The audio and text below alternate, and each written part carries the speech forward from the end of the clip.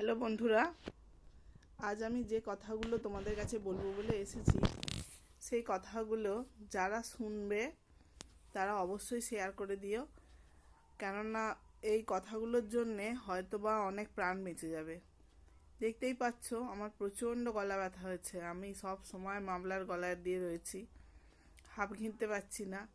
তবুও তোমাদের কাছে এসেছি এটা শেয়ার করতে, কেননা শেয়ার করতে বড্ড দেরি হয়ে যাচ্ছে। যাই হোক, আসল কথায় আসি।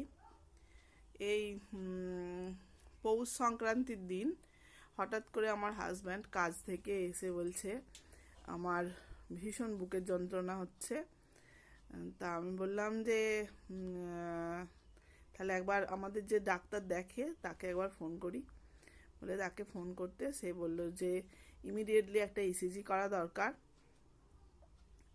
তা আমার হাজব্যান্ড ভীষণ গেঁতোপোনা করছিল, বললো এই প্রচণ্ড ঠান্ডা, সেদিনে প্রচণ্ড ঠান্ডা পড়েছিল। আমি যখন আমার হাজব্যান্ডকে নিয়ে হসপিটালে যাই, দুটো সোয়েটার একটা চাদর, তাতে বাগ মানছে না, পায়ে মোজা, মাথায় মাফলার, ওরে বাপরে, তাতেও ঠকঠক করে কাঁপছি, এতটাই ভয়ানক ঠান্ডা ছিল। তো সেই কারণে আমার হাজব্যান্ড যেতেই চাইছিল না। কিন্তু মানাদার কথাই আমাদের কাছে শেষ কথা। সে যখন বলেছে ইসিজি করতে, তো ইসিজি করতেই হবে বলে আমরা সঙ্গে সঙ্গে নিয়ে মার্সিতে চলে গেলাম। মার্সিতে ইসিজি করে দেখা গেল যে অলরেডি একটা ছোট্ট হার্ট অ্যাটাক হয়ে গেছে। তারপর ওখান থেকে আমরা মেডিকেলে নিয়ে চলে গেলাম। মেডিকেল নিয়ে চলে যাওয়ার সঙ্গে সঙ্গে ভর্তি করে নিয়েছে। এখন একটা স্ট্রেন বসানো আছে। আমার হাজব্যান্ড একবার চেক আপের পর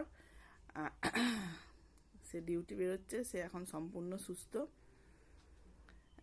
তোমরা সবাই মিলে প্রার্থনা করো সে যেন পুরো আগের মতো একদম সম্পূর্ণ সুস্থ হয়ে যেতে পারে।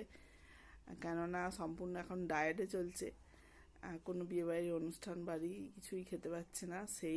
সেই যে পুরনো যে ছিল মানুষটা, যে হঠাৎ করে কাজ থেকে আসার পরেও যদি কেউ ডাকতো সঙ্গে সঙ্গে চলে যেত, বা কেউ যদি বলতো যে মানে খুব পরিচিত কেউ যদি বলতো যে এখন বাগনান যেতে হবে, তো আমাকে ব্যাগটা হাতে ধরিয়ে দিয়ে সে বাগনান চলে যেত।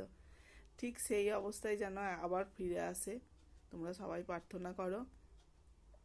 আর তোমাদেরকে বলছি, যদি কখনো এরকম হয়, হঠাৎ করে বুকের যন্ত্রণা হয়, তো গাফিলতি করে আজকে রাত্রিটা থাক এইটা ভেবে যেন রাত্রিটাতে ওই অ্যান্টাসিড বা হট ব্যাগ এইসব দিয়ে রাত্রিটা কোনোভাবেই কাটাবে না।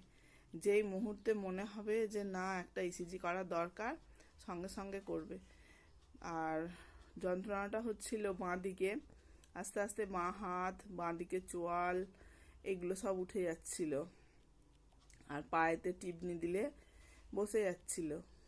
তো এইসব সিমটমগুলো যদি থাকে অবশ্যই সঙ্গে সঙ্গে চলে যাবে ইসিজি করতে, একটুও দেরি করবে না। আর দেরি করলে না জানি কি হবে। তাই সবাইকে বলছি, সবাই ভালো থাকো, সুস্থ থাকো, আর একটু কেয়ারফুল হও। টাটা।